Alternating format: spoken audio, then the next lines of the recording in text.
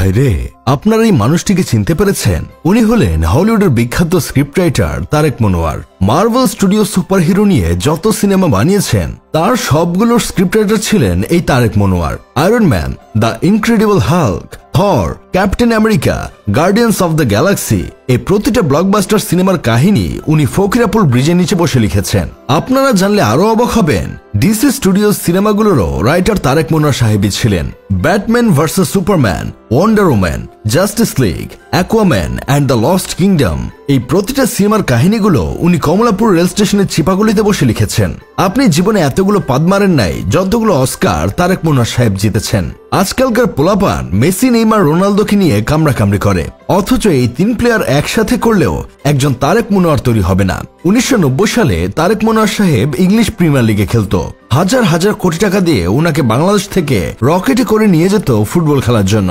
তারেক মনোয়ার সাহেব কিন্তু হেলিকপ্টারে চড়েন না, উনি রকেট দিয়ে যাতায়াত করেন, এটা উনি নিজ মুখেই বলেছেন। তাছাড়া বঙ্গবন্ধু স্যাটেলাইটে কোনো সমস্যা দেখা দিলে তারেক মনোয়ার সাহেব রকেটে করে সেখানে গিয়ে সেটা ঠিক করে আসেন, আর ফিরে আসার সময় মঙ্গল গ্রহে গিয়ে এলিয়েনদের সাথে সাক্ষাৎ করেন। এলিয়েনরা তারেক মনোয়ারকে দেখলেই ভাইয়া ভাইয়া বলে ডাকে। মুনজানিন শহীদ অক্সফোর্ডে পড়তে গিয়েছিল বলে সেটা নিয়ে আপনারা কতই না লাফলাফি করলেন, অথচ আপনারা এটা জানেন না তারেক মনোয়ার সাহেব অক্সফোর্ডের টিচার ছিলেন। শুধু তাই না, উনি টানা 3 বার অক্সফোর্ডের শ্রেষ্ঠ টিচার হিসেবে নির্বাচিত হয়েছিলেন 1990 সালে।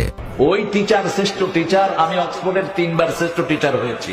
বিল গেটসের সাথে তারেক মনোয়ারের অনেকবার দেখা হয়েছে।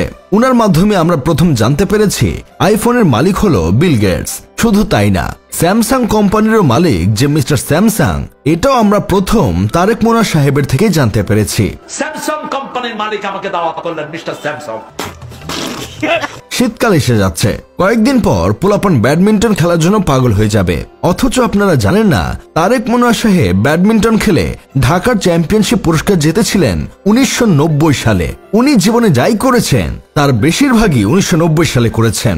আমার জন্ম যেহেতু 1990 সালের পরে, সেহেতু আমি এসব বিশ্বাস করি না। আপনাদের জন্ম 1990 সালের আগে হলে বিশ্বাস করলে করতে পারেন। এত বড় একজন গুণী মানুষকে নিয়ে কথা বলতে আমার গলা কাঁপছে, কিন্তু তারপরও বলতে বাধ্য হচ্ছি। এক ভিডিওতে দেখেছিলাম তারেক মনোয়ার সাহেব তার অতীতে চাপাবাজির জন্য মাফ চেয়েছিলেন, বলেছিলেন উনি আর এসব কথা বলবেন না। ভেবেছিলাম মানুষটা ঠিক হয়ে গেছে, এখন হয়তো উনি ওয়াজ মাহফিলে চাপাবাজি না করে ইসলামিক বিষয় নিয়ে আলোচনা করবেন। কিন্তু কথায় আছে, ইজ্জত যায় না ধুলে, স্বভাব যায় না মলে। উনার এই চাপাবাজির স্বভাব যায়নি, বরং রাসেল ভাইপার সাপের মতো ভয়ঙ্কর রূপে ফিরে এসেছে। কয়েকদিন আগে এক ভিডিওতে দেখলাম উনি বলছেন, তারেক রহমানের খবর জানেন আপনারা? ইংল্যান্ডে তার সাথে আমার অনেকবার দেখা হয়েছে।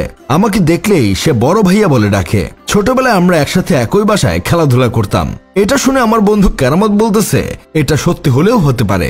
দুইজনের নামই তারেক। না জানি কোন দিন বলে বসে আমার জন্মের পর আমার নাম রেখেছিলেন খালেদা জিয়া। কয়েকদিন আগে এক ভিডিওতে দেখলাম উনি বলছেন নজরুল গীতি নিয়ে উনি 4টা অ্যালবাম বের করেছেন। 4টা অ্যালবামই বাংলাদেশের বাজারে সবচেয়ে বেশি বিক্রি হয়েছে। শুধু তাই না, উনি নজরুল গীতি গেয়েছেন বলে স্বয়ং কাজী নজরুল ইসলাম স্বপ্নে তারেক মনোয়ার সাহেবের কাছে এসে বলেছেন, তারেক তুমি আমায় ধন্য করেছ, আমার কিছু গান তুমি গেয়েছ। এখন বুঝতে পেরেছেন নিয়মিত না হাগলে যে গু মাথায় উঠে যায়। যাই হোক, শেষমেশ আমি গোলাম হোসেন একটা কাজের কথা কই, এইসব চাপাবাজি বন্ধ না করলে দয়া করে উনাকে কেউ ওয়াজ মাহফিলে ডাকবেন না। উনি এইসব আবাল মার্কা কথা বলে অন্য ধর্মের মানুষের কাছে আমাদের ধর্মটাকে ছোট করে। এটা 1990 সাল না যে এমন গল্প মানুষ বিশ্বাস করবে। এই ইন্টারনেটের যুগে মানুষ সহজেই সত্যতা যাচাই করে ফেলে।